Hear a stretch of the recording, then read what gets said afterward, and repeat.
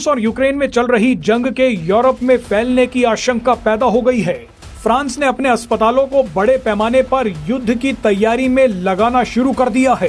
Poland और Romania में रूसी ड्रोन के पहुंचने के बाद नाटो देश एक्टिव हो गए हैं। पोलैंड की सरकार ने अपनी जमीन पर नाटो सैनिकों की तैनाती का फैसला ले लिया है। इसके अलावा हंगरी ने भी रूसी ड्रोन पर नजर रखने के लिए 2 F-16 लड़ाकू विमान तैनात कर दिए हैं। यूक्रेन में जंग छिड़ने के बाद पहली बार नाटो ने रूस के साथ सीधे टकराव किया है। इन सभी के बीच भारतीय सेना की रूस में एंट्री हो गई है। भारतीय सेना की 70 अधिकारियों की एक टीम रूस पहुंची है। इनमें से 65 भारतीय सेना के जाबाज सैनिक हैं। रूस में भारतीय सेना के कदम रखते ही नाटो में हलचल पैदा हो गई है। दरअसल रूस ने असली जंग के बीच एक और बड़ी जंग की तैयारी शुरू कर दी है। रूस ने बेलारूस के साथ मिलकर एक बहुत बड़े युद्धाभ्यास की शुरुआत कर दी और इसी युद्धाभ्यास में भारतीय सेना को बुलाया गया। इस महायुद्धाभ्यास का नाम ज़ेपैड है, जिसका मतलब रूसी भाषा में पश्चिम होता है। यानी ज़ेपैड युद्धाभ्यास के जरिए रूस और बेलारूस पश्चिमी देशों को संदेश देने की कोशिश कर रहे हैं। ज़ेपैड 2025 युद्धाभ्यास को इसलिए भी काफी गंभीर माना जा रहा है क्योंकि इसमें खुले तौर पर न्यूक्लियर प्लानिंग को शामिल किया गया है। वैसे तो इस युद्धाभ्यास में कई देशों और हजारों सैनिकों को शामिल किया गया है, लेकिन सबकी नजर भारतीय सेना पर है क्योंकि 88 घंटों में पाकिस्तान से जीतने वाली भारतीय सेना ने दुनिया को दिखा दिया कि दुश्मनों को कैसे ठोका जाता है।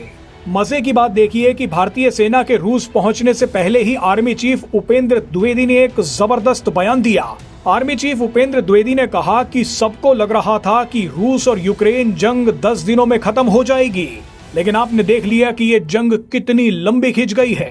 आर्मी चीफ उपेंद्र द्विवेदी ने आगे कहा कि 80 के दशक में ईरान और इराक के बीच जो जंग शुरू हुई थी वो भी 10 सालों तक चली थी, लेकिन अब लोग पूछ रहे हैं कि ऑपरेशन सिंदूर टेस्ट मैच की तरह 4 दिनों में कैसे खत्म हो गया।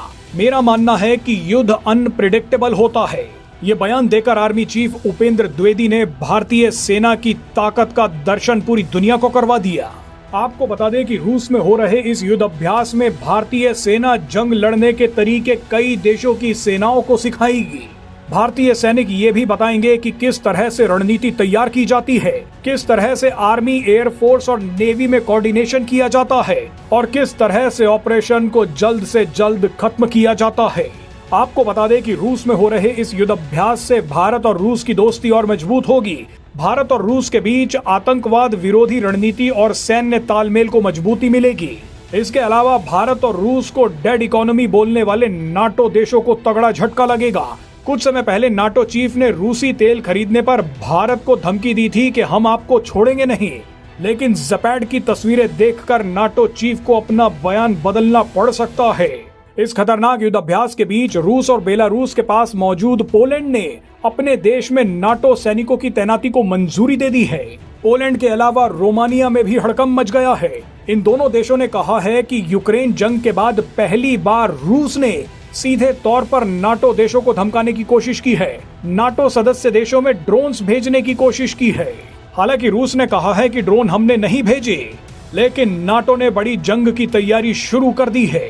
फ्रांस के स्वास्थ्य मंत्रालय ने बाकायदा गाइडलाइंस जारी कर मार्च 2026 तक देश के अस्पतालों को हर रोज सैकड़ों घायल सैनिकों को संभालने के लिए तैयार रहने के लिए कहा है। दस्तावेजों से पता चलता है कि फ्रांस ने न सिर्फ अपने सैनिकों के लिए बल्कि नाटो देशों के सैनिकों के इलाज के लिए भी व्यवस्था करनी शुरू कर दी है। यानी अब रूस ने असली युद्ध और युद्धाभ्यास से पूरे नाटो को हिलाकर रख दिया है।